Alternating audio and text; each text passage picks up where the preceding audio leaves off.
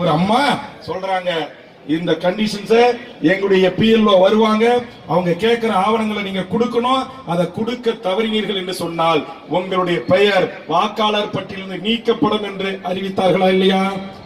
ஏங்க அண்ணாமலை உனக்கு படிச்சிருக்கல, இல்ல நீனும் சங்கி கூட்டத்துல RSSல பயிற்சி எடுத்து IPS வாங்கினியான்னு எங்களுக்கு தெரியல.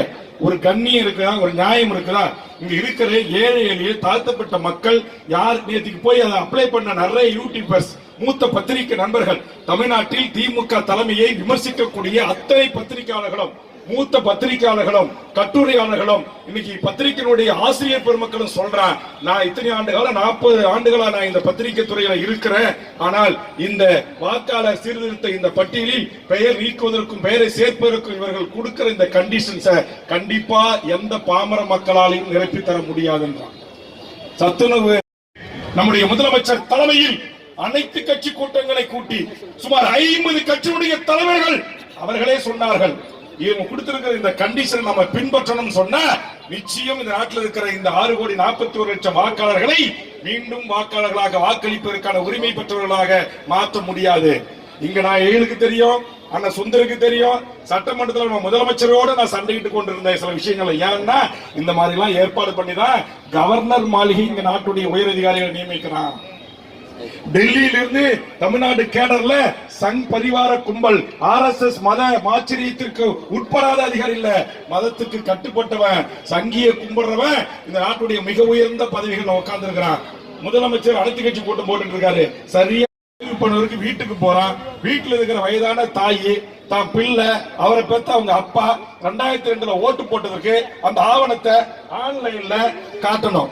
நான் கேட்கிற ஒரு வயதான தாயோ, ஏன் இங்க நம்முடைய மாவட்ட செயலாளர் சொன்னார், அவருக்கு ஒரு ஆய்வுக்கு வந்தாங்க, படிவம் கொடுத்தாங்க அப்படின்னு நம்முடைய மார்க்சிஸ்ட் மாவட்ட செயலாளர் சொன்னார். நான் MLA, நான் படிவத்தை வாங்கி பார்த்தேன், ஒண்ணுமே புரியல. MLA BA வரலாறு படிச்சிருக்கேன், 6 முறை தேர்தலை சந்தித்திருக்கிறேன், 3 முறை வெற்றி பெற்றிருக்கிறேன். அதை எப்படி நிரப்பி என் ஓட்டை தக்க வைத்துக் கொள்வது என்பது ஒரு மக்களால் தேர்ந்தெடுக்கப்பட்ட சட்டமன்ற உறுப்பினரை வாங்கி படிவத்தை பார்த்த உடனே தலை சுத்துகிறது என்று சொன்னால், என் பாமர ஒடுக்கப்பட்ட தாழ்த்தப்பட்ட ஏழை எளிய சிறுபான்மை ஆண்டாண்டு காலமாக இந்த நாட்டின் ஜனநாயக இருக்கிற உரிமைகளை பின்பற்றி வாக்களித்த என் ஏழை எளிய மக்களை வாக்காளர் பட்டியலிருந்து நீக்குவது. தாய்மார்கள் உங்ககிட்ட நினைச்சு இருக்கா? அப்புறம் நம்ம எப்படி இந்த தேர்தலில் வாக்களிக்க முடியும்? வர்ற தேர்தல் அதிகாரி சங்கியா இருந்தானா? இதுல என்ன பெரிய கொடுமை தெரியுமா? தமிழ்நாட்டுடைய ஆட்சி நிர்வாகத்தினுடைய பொறுப்பு மாண்பது தமிழ்நாடு முதலமைச்சர் கையில இருக்கு. டெல்லியில உட்கார்ந்துட்டு தேர்தல் ஆணையம் உத்தரவு போட்டான், நம்ம இன்னைக்கு போராட்டம் அறிவிக்கிறோம்.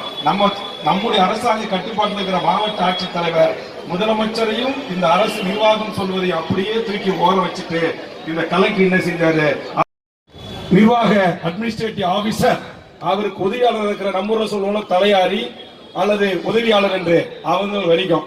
ஆனா அறிவுஜீவிகள் சொல்றாங்க, பிஜேபியில் இருக்கிற சில தற்கூரி சொல்றான், அது எப்படி MK ஸ்டாலின் முதலமைச்சரா இருக்கும் போது தமிழ்நாட்டில் தேர்தல் பணிகளை மீறி செய்வாங்க, எப்படி அவங்க இஷ்டத்துக்கு டெல்லி சொல்றதை கேட்டு செய்வாங்க அப்படின்னா, இந்த குறுமுட்டைகளுக்கு சொல்றோம், தேர்தலுக்கான இந்த பணிகளை செய்கின்ற அதிகாரம் முழுக்க முழுக்க தேர்தல் ஆட்சித்தலைவர் இதர அதிகாரிகள் செய்கின்ற போது அவர்கள் தேர்தல் ஆணையத்தின் கட்டுப்பாட்டில் இருப்பார்களை தவிர தமிழ்நாட்டின் உத்தரவை, முதலமைச்சரின் உத்தரவை, தலைமைச் செயலரின் உத்தரவை அவர்கள் கேட்க மாட்டார்கள். இதுதான் தேர்தல் ஆணையத்துடைய விதி.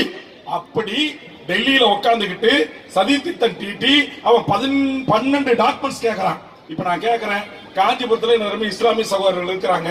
இந்திய தேர்தல் ஆணையம் ஒரே நேரத்தில் இந்திய முழுக்க இந்த சீர்திருத்தத்தை மேற்கொள்ளாமல் திராவிட முன்னேற்ற கழகம் தமிழ்நாட்டில் ஆண்டு கொண்டிருக்கிற இந்த சூழலிலும் குறிப்பாக இஸ்லாமிய உறவுகளையும் கிறிஸ்துவ உறவுகளையும் முற்போக்கு சக்திகளையும் வாக்காளர்களை சீர்திருத்துகிறோம் என்கிற பெயரில் வாக்காளர் பட்டியலிருந்து நீக்கம் செய்து தனது ஆதரவு வாக்குகளை கொண்டு ஆட்சி அமைப்பதற்கு மோடியும் அமித்ஷா அவர்களும் தீட்டிருக்கிற பொறுப்பாளர்கள் அருமை மதிப்பிற்குரிய அண்ணன் ஜம்புலிங்கம் அவர்களுக்கும், அருமை சகோதரர் வேணுகோபால் அவர்களுக்கும், அருமை சகோதரர் செங்கல்பட்டு காஞ்சிபுரத்தில் வீரர்களே, பத்திரிகை ஊட நண்பர்களே, காவல்துறை நண்பர்களே, இங்கு பெருந்தலாக கலந்து கொண்டிருக்கிற அனைத்து உறவுகளுக்கும் என் நெஞ்சார்ந்த நன்றியை தெரிவித்து, மகளிரினுடைய எண்ணற்ற பொறுப்பாளர்களுக்கும், அதுபோன்று இறுதியாக நன்றி உரை ஆற்றிருக்கின்ற பகுதி கழகத்தின் செயலாளர் அருமை சகோதரர் தசரதன் அவர்களுக்கு பகுதி செயலாளராக நகர செயலாளராக இருந்து